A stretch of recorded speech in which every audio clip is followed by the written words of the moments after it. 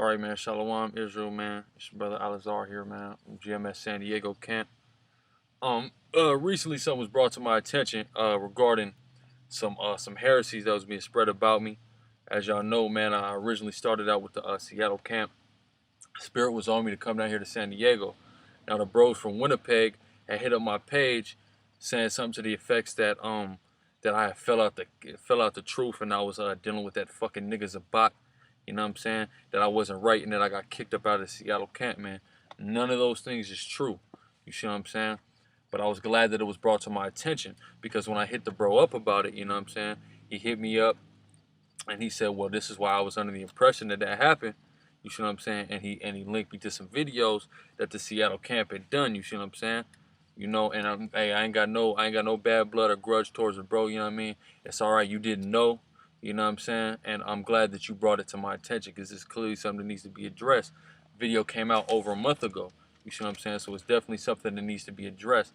And I'm glad that I seen it when I did, that the Spirit had it that way. You see what I'm saying? Because I don't always check my personal YouTube all the time. I usually be on the camp's YouTube. So I checked my personal YouTube and I seen the comment, you know what I mean, that the bro had made, you know what I mean? Again, I ain't got no bad blood towards the bro. You know what I mean? It was a misunderstanding, you see what I'm saying? But I'm going to watch the video, and the camp leader out there in Seattle, you know, bro by the name of Yarah, the Ephraimite out there, you know what I'm saying? He was basically talking down on me, making statements, you know what I'm saying, talking down, demeaning me and whatnot, you know what I mean? Making me look bad, talking about he hopes I get right, you know what I'm saying? Which I never faulted him. I never faulted any brother in that whole Seattle camp. There's not a brother up there that could say I trespassed against him, man. You see what I'm saying? Now, they did try to call me to a council on 2 different occasions on one issue. Now, the first time they called me to the council, I told them I wasn't hasty in my words.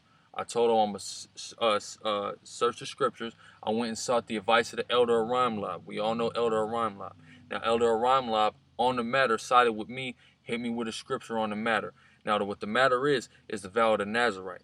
Now, you see me, I'm a bro out here with long hair. I took the vow of the Nazarite shortly after I came into the truth. I came into the truth August 2008. I took the vow in December 2008, once I really started to try to get into it. All right.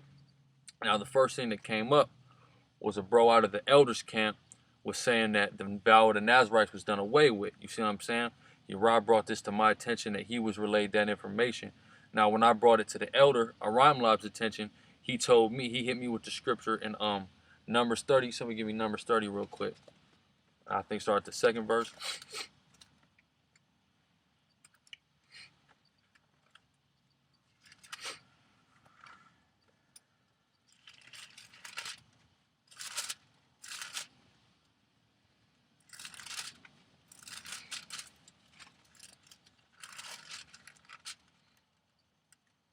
Numbers 30, 2nd verse. Yeah, kind of. Numbers 30, verse 2. If a man vow a vow unto the Lord, if a man vow a vow unto the Lord, which is what I did, I vowed a vow unto the Lord. Go ahead. Or swear an oath to bind his soul with the bond, he shall not break his word. He shall do according to all that proceedeth out of his mouth. Keep going. If a woman also vow a vow unto the Lord, and bind herself by a bond, being in her father's house in her youth, and her father hear her vow in her bond wherewith she hath bound her soul,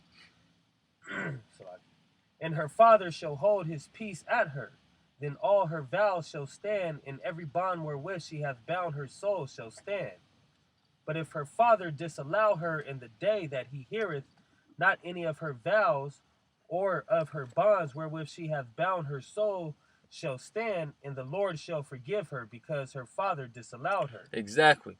Now, the only time a vow can be disallowed is in the case of a woman if it is in her father's house and the father disallows the vow.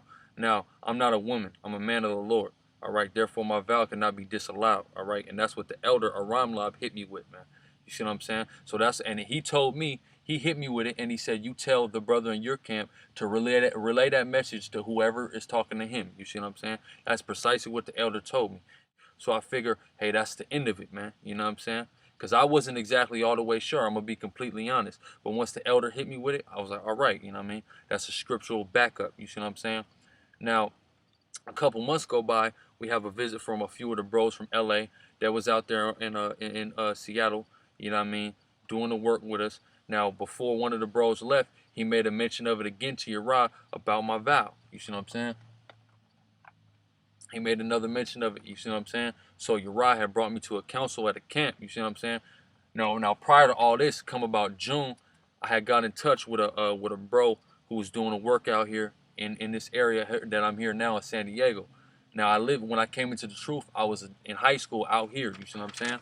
My family stay out here and all that. I had moved back up to Washington where I'm originally from, and that's when I got with the Seattle camp. But prior to that, I was staying out here. You see what I'm saying?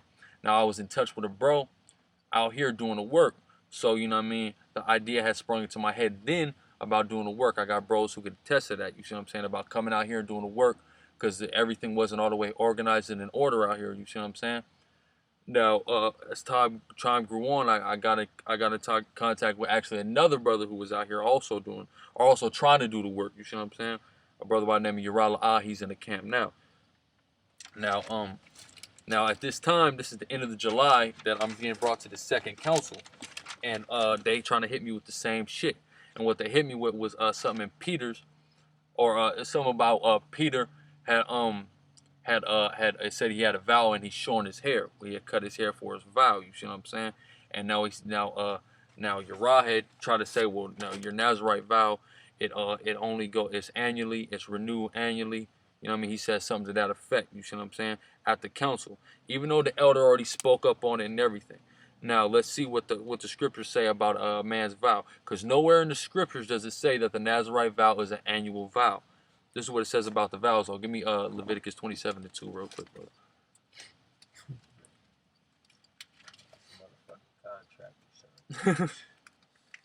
Leviticus what? 27:2.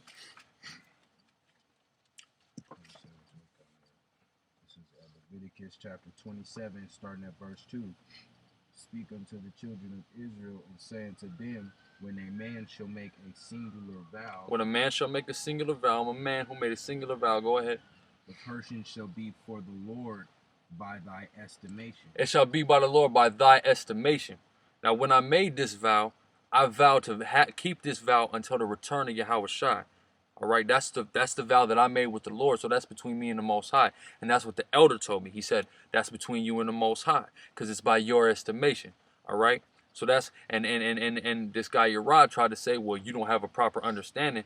But when the elder is co-signing what I'm talking about and giving me further proof that what I'm talking about is valid, how do I not understand?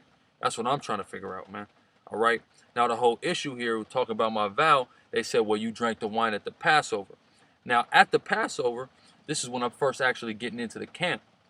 He says to me, drink the wine and keep your vow. That's his exact statement to me. He's the camp leader at the time. Well, he's still the camp leader. He's the camp leader. So I'm like, all right, I'm going to listen to him. He must know what he's talking about. But he was on point. He really wasn't off point. Give me Nahum. Actually, give me Nahum 1:15 real quick.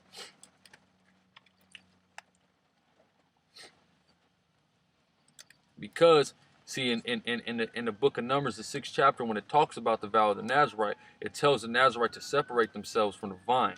But in no point in that thing does it say drinking of the vine or eating of the vine is grounds to your hair to be cut, man. All right, it says only if you come into a dead body. We're gonna get to that. You got Nahum.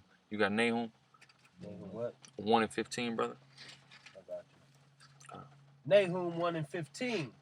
Behold, upon the mountain the feet of him that bringeth good tidings, that publisheth peace. O Judah, keep thy solemn feast. Keep thy solemn feast. What's a solemn feast? The Passover, is it not? Go ahead. Perform thy vow. Perform thy vows. It's a Nazarite vow, not a vow. Now it said keep the feast and perform the vows. One doesn't negate the other. Go ahead. For the wicked shall no more pass through thee. Exactly. For the wicked shall no more pass through thee. Give me Leviticus 23:27 real quick, brother. Leviticus chapter 23, verse 27. Also on Actually, give me 37, Salaki. 37, verse 37? Yeah. All right, this is Leviticus chapter 23, verse 37. These are the feasts of the Lord, which ye shall proclaim to be holy convocations. Exactly. They should be holy convocations. These are feasts of the Lord. earlier in that chapter, the Passover is mentioned. Go ahead. to offer an offering made by fire unto the Lord, a burnt offering and a meat offering, a sacrifice and drink offerings, everything upon his day. It says a drink offering, right? Go ahead. Beside the Sabbaths of the Lord, Beside the Sabbath, go ahead. and beside your gifts, and beside all your vows. And beside your vows, not instead of your vows, not it overrides your vows. They are to be kept along with the vows. That's why it says in Numbers the 6th chapter to separate yourself from the wine, but it does not say that the wine is grounds to cut your hair. Why does it say that? Because at certain feasts, drinking the wine is a mandatory. You see what I'm saying? At certain of the feasts. All right? That's why it says that there in Leviticus. Give me Numbers 29 and 39 real quick. Bible good shot, brother.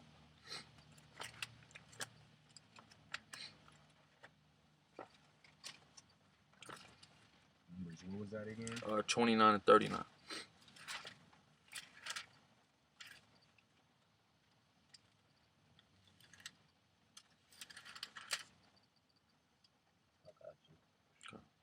Numbers chapter 29, verse 39.